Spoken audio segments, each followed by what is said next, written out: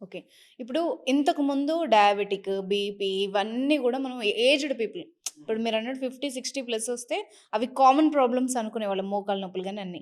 కానీ ఇప్పుడు early 30స్‌లో, early 40స్‌లో అందరిలో ఇంటికొక డయాబెటిక్, బీపీ అండ్ కాళ్ళ నొప్పులు ఇవన్నీ ఉన్నాయి. సో, ఏం చేంజ్ అయింది వీళ్ళలో?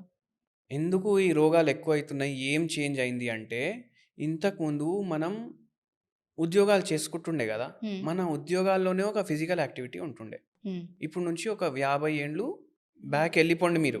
హ్మ్. ఏమైతుండే? అందరు ఏం పనులు చేస్తుండే?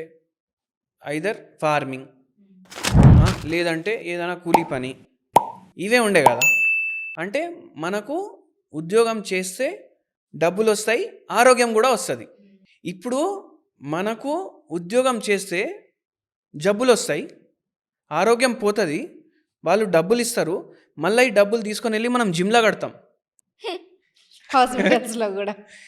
ఫస్ట్ హెల్తీ ఉండడానికి జిమ్‌లో అయితే కడతాం యెస్. గదా! యెస్. అవును. ఫ్యాక్ట్ అది. జిమ్‌లో అంటే మనమే డబ్బులిస్తున్నాం మనం నడవడానికి. మనం పని అవును. జేయడానికి మనం డబ్బులిస్తున్నాం. కరెక్ట్. అట్లా అయిపోయింది. అది ఒకటి. మళ్ళా ఇంకోటి ఏందంటే, ఇప్పుడు గ్రీన్ రెవల్యూషన్ అనేసి ఒక రెవల్యూషన్ వచ్చింది హ్మ్. ఇండియాలో. గ్రీన్ రెవల్యూషన్ అంటే ఇప్పుడు జనాభా మన దేశంది పెరుగుతుంది. ఇంకో రోగం ఏంది నేను చెప్తాను. ఇప్పుడు ఇవాళ న్యూస్ పేపర్ మీరు చూసుకోండి. హ్మ్. ఈడికెళ్ళి మామిడికాయలు అమెరికాకు పోతాయి. ఏ దేశం కన్నా పోతాయి గదా! ఎక్స్‌పోర్ట్ అయితాయి గదా! హ్మ్. షిప్ ఆడికి పోయినంక "వద్దురా బోయ్ రిటర్న్ తీసుకపో" అనేసి చెప్పేసిండాడు. హ్మ్. ఎందుకంటే కొన్ని శాంపిల్స్‌ల పెస్టిసైడ్ ఎక్కువ దొరికింది. అవును.